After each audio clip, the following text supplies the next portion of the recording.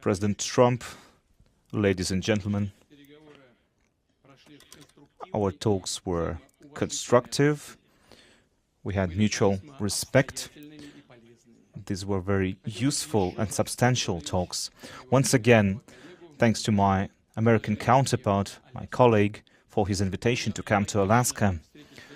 It's quite a reasonable decision to meet here. Our countries are divided by oceans, but in fact we are close neighbors in ways, because when I stepped down from the plane, I said, "Good afternoon, my neighbor. I'm so happy to see you in good health and alive." And it's a very good neighborly welcome, a kind of welcome. So we are divided by the Bering Strait. And in fact, there are two islands there between the Russian and the American island. There are only 4 kilometers there, so we are close neighbors. Also, Alaska ties us through mutual history, our two countries, Russia and the United States. There are many positive events that tie us together. There's a lot of cultural heritage here from the Russian-America period. There are Orthodox churches here, geographical names, topological names that carry Russian legacy, Russian names.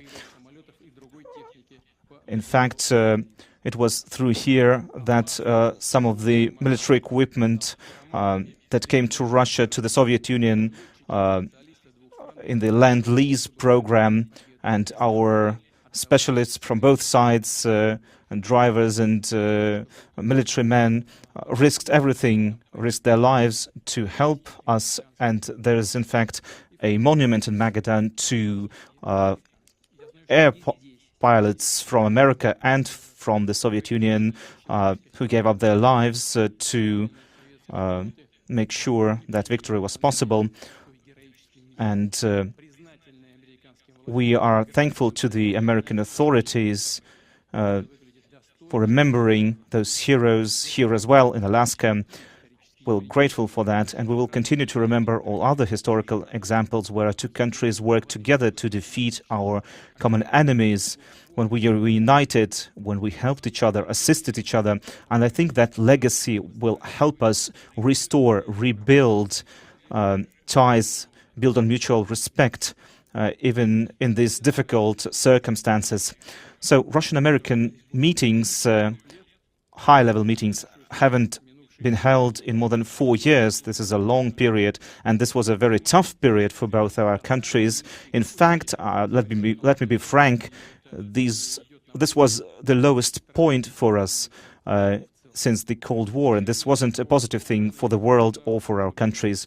So it was evident, self-evident, that sooner or later we had to rectify the situation and return to dialogue. So that is why a personal in-person meeting of the two leaders of the two countries was a necessity. We did a lot of work, our teams did a lot of work to prepare for this meeting. Myself and President Trump have had very good direct contacts, conversations over the phone. And as you know, American Special Envoy Mr. Witkoff came to Russia on multiple occasions, and our foreign ministries, heads of foreign ministers were also in communication. So, as you know, one of the key issues for us was resolving the issue of Ukraine, the conflict in Ukraine, and we are seeing that President Trump is personally involved, personally interested in resolving this conflict, understanding the in-depth reasons for that conflict. And I have said on multiple occasions that this has to do with Russian national interests and security interests. We've always seen Ukraine as a brotherly nation of Russia's, and we have the same roots. So this, for us, is also a tragedy. So our country, Russia, is certainly interested, very much interested in putting an end to this conflict. we would like to see this settlement of the conflict to be, we want it to be stable and sustainable, and that requires us to address all of the reasons for the conflict and making sure that all of the Russia's interests are taken into account and that the balance of power is respected. I agree with President Trump, and he said, he spoke about this today as well. He said that Ukraine's security must also be respected, and we will continue to work on that. I'm sure that the understanding that we've reached today will help us open the path towards peace in Ukraine, and I hope that in Kiev and in European capitals they will hear this and they will see this as a positive thing and will not try to create obstacles or create provocations and undermine the progress that we can achieve here. Oh, by the way, with the U.S. new administration, bilateral trade between Russia and the U.S. has started to go up. Maybe just symbolic numbers, but it's increased by 20%. There are a lot of areas where we could deepen our interaction, deepen trade. Russian-American investment cooperation has a lot, huge potential. Russia and the United States have a lot to work together with when it comes to IT, to space exploration and many other areas, intensifying contacts between our Far East and America is also a good opportunity, a good prospect. Now, it is symbolic that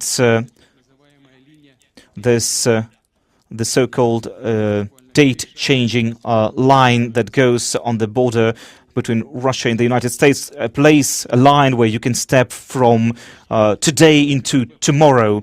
It is really symbolic. So I'd like to thank President Trump for the work that we've had today, for the friendly tone of conversation, for the goal-oriented approach, results-oriented approach. We can see clearly what the United States wants to achieve.